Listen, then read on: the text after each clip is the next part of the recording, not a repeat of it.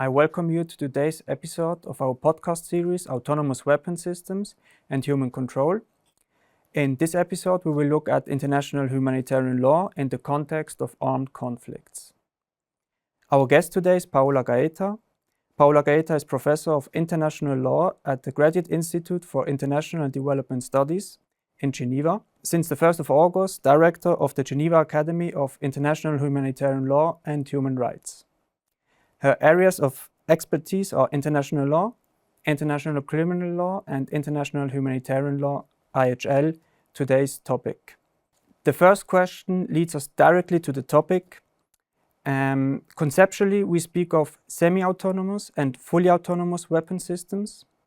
Could you elaborate on the two definitions and their significance for international humanitarian law? That's a very important question because, as many of you already know, perhaps there has been a variety of controversy around figuring out a common definition of autonomous weapon systems by distinguishing between semi-autonomous weapon systems or autonomous weapon systems, full autonomous, as you said. But approximately, one could argue that semi-autonomous weapon systems are those systems that, in order to operate, would need to have some sort of input from the human operator, so they could not act without any human input from the human operator.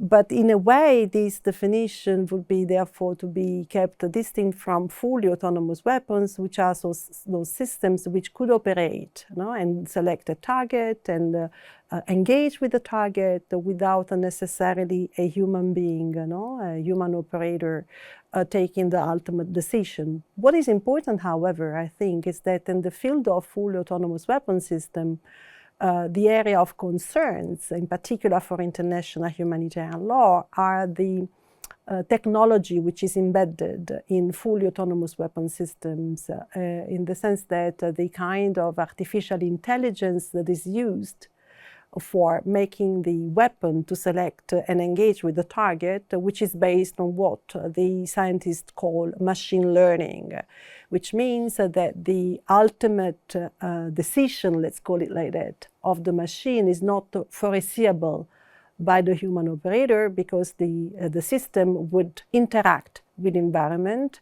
and will take the course of action that the algorithm would consider the most appropriate given the circumstances, and learning from the experience. So that is the area of concern, the fact that you might unleash or you may engage on the battlefield with weapons without knowing exactly with certainty what will be the ultimate target and the methodology or the way to engage with the target. This leads us directly to the second question.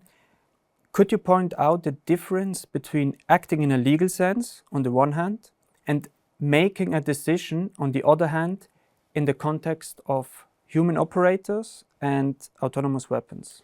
Yes, this is because once one refers to the concept of full autonomous weapon systems, often the argument is made that the weapon system would also act, instead replacing the human, simply because the system in most cases would use artificial intelligence algorithm, allowing the machine to take autonomous decisions irrespective of the input of the human operator.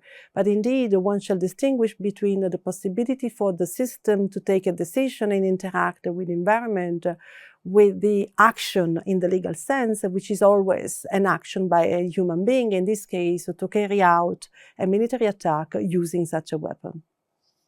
In the context of international humanitarian law, two concepts are of great importance. The first concept is state responsibility, and the second one is individual criminal responsibility.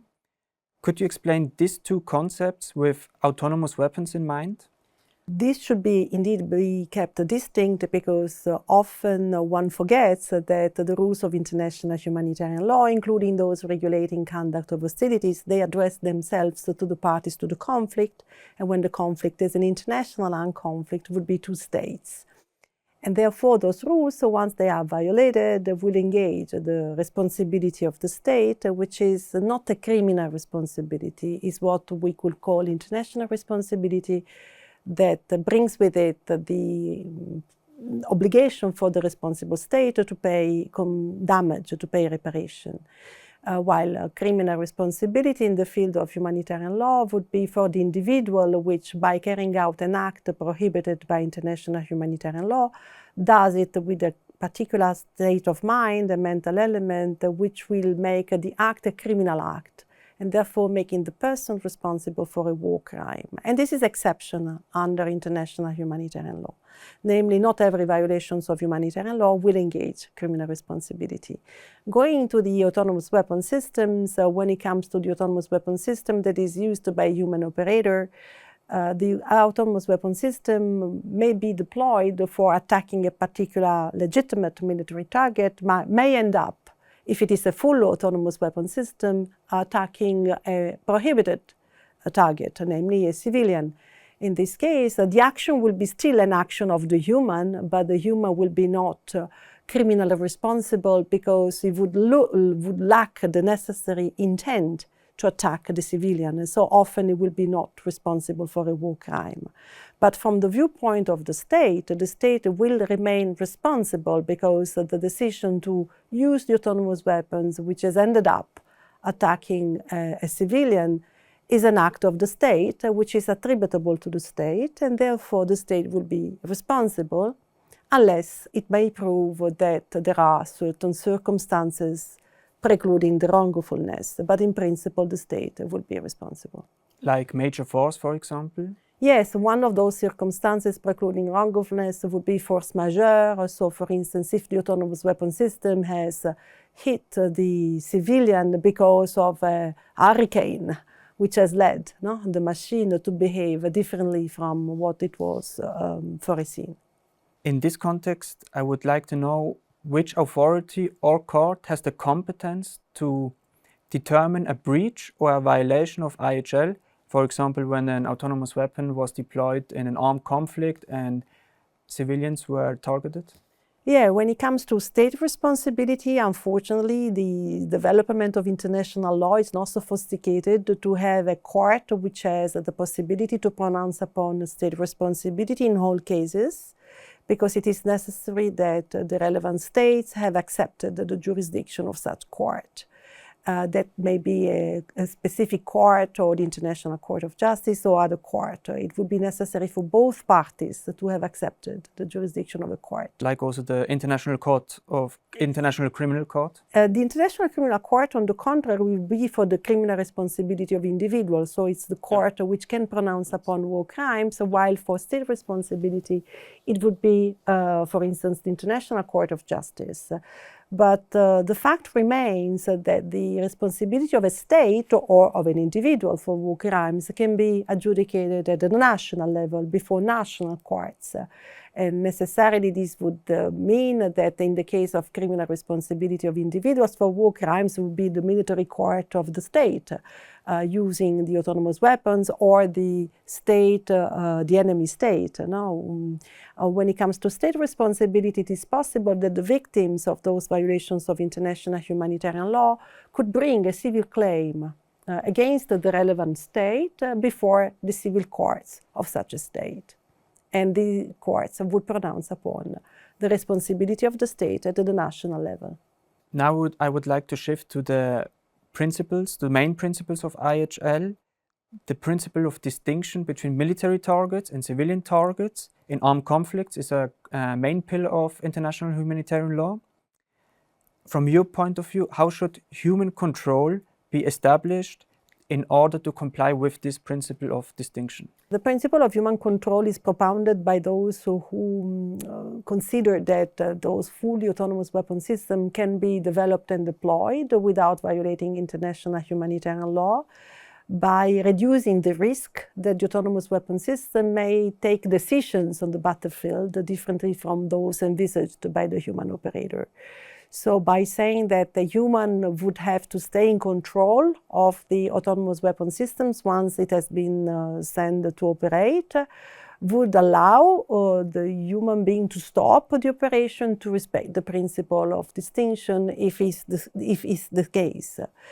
Unfortunately, this is not maybe the case because human may be not in a condition to exercise human control, even though formally they may be in control of an autonomous systems because of the speed those systems operate on the battlefield, because of what it is called the automation bias of human beings vis-a-vis technology, which would lead us to tend to be sort of overcomplacency. So we tend to trust the technology we use and to get used to it and to trust it. Or perhaps on the contrary, we tend to be too skeptical and we would intervene when it is not necessary to intervene.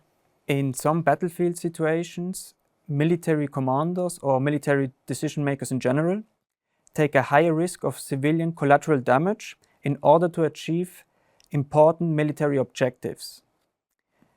Can you imagine that autonomous weapon systems would be in the position one day to take this kind of decisions? We should ask the developers of those systems. Anyway, I don't know.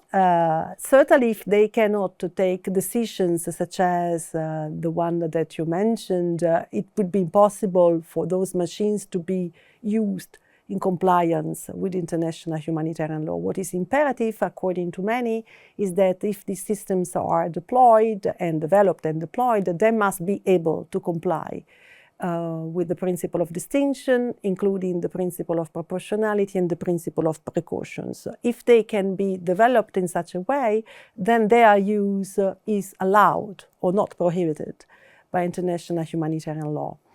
But on the contrary, there are those who consider that even this would be the case, still the decision to take another human being life should be taken by a human being and not by a machine.